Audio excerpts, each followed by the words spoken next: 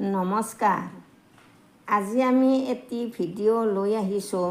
ভিডিঅ'টি হ'ল সাপ পূজাৰ কাহিনী। এতিয়া আহক আমি সাধুটোৰ মাজলৈ যাওঁ। পুৰণি কালত ভাৰতত তথা অসমতো পূজাৰ প্ৰচলন আছে। হিন্দুসকলে মহ, ছাগলী, পাৰ বলি দি বছৰি মনসা বা বৃষহৰিৰ পূজা কৰে। এই সৰ্প দেৱীক মূৰ্তি নোহোৱাকৈয়ে ঘট বা সিজু গছক কেন্দ্ৰ কৰি পূজা কৰা হয়। সংক্ৰামক ব্যাধি নাইবা মহামাৰীৰ সময়ত এই মনসা দেৱী বা মাৰৈ দেৱীক অতি মানসেৰে এতিয়াও পূজা কৰা হয়।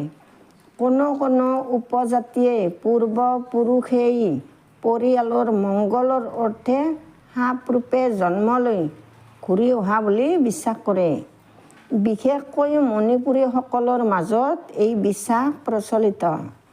তেওঁলোক পূৰ্বপুৰুষৰ এজন পাখংবাই এতিয়াও মাজে মাজে সাপৰ ৰূপত দেখা দিয়ে বুলি তেওঁলোকৰ অন্ধবিশ্বাস আছে।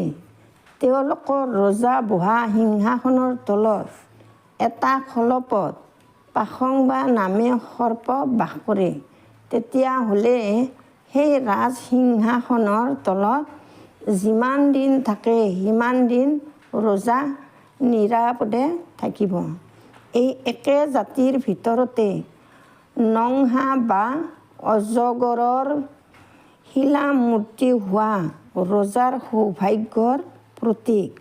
মণিপুৰীসকলৰ পূৰ্বপুৰুষসকলৰ সৰ্পৰ উৎপত্তি সম্বন্ধে থাদ ও কুকিসকলৰ মাজতো এটা পুৰণি আখ্যান আছে।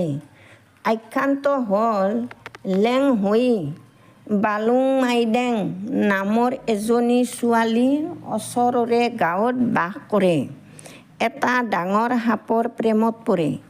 তাই পুৰণি কুকিসকলৰ চোথে জাতিৰ ছোৱালী আছিল।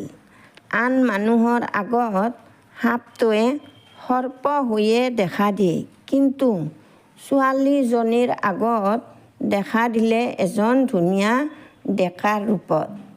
কালক্ৰমত তাই অন্তঃসত্ত্বা হ'ল আৰু শেষত তাইৰ এটি ল'ৰা উপজিল। ল'ৰাটো ডাঙৰ হ'ল আৰু মানুহে তাক বাপেক নোহোৱা বুলি কোৱাত সি লাজ পালে। মাকে ল'ৰাটোক সেই কথাটোলৈ কাণ নিদি সৰ্পৰূপী বাপেকৰ লগত বন্ধুত্ব স্থাপন কৰিব ক'লে। মাকৰ কথামতে ল'ৰাটোৱে সৰ্পটোৰ ওচৰলৈ গৈ তাৰ ডিঙিত ধৰিলেগৈ। সাপটোৱেও ল'ৰাটোক তাৰ জীৱনত বহুতো বিস্ময়কৰ ঘটনা ঘটিব বুলি ক'লে। ল'ৰাটোৱে আহি এই কথা মাকক জনালে। মাকেও নতুন ঠাই বিচাৰি নতুন গাঁও স্থাপন কৰিবলৈ উপত্যকাৰ মাজলৈ গৈ তাত আহোঁতো ঈশান উৎসৱ পাতি শুভ ফল লাভ কৰিলে। সি তাৰ পিছত তাত এখন গাঁও পাতিলে আৰু তাৰে পৰাই মণিপুৰীসকলৰ উৎপত্তি হ'ল। মণিপুৰীসকলে এনেকৈ জীৱ বলি দি সাপ পূজা কৰিছিল আৰু সাপ পূজাই হ'ল মনসা পূজা। এইখিনিতে সাধুটো শেষ কৰিলোঁ। লাইক কৰিব, ছাবস্ক্ৰাইব কৰিব। ধন্যবাদ।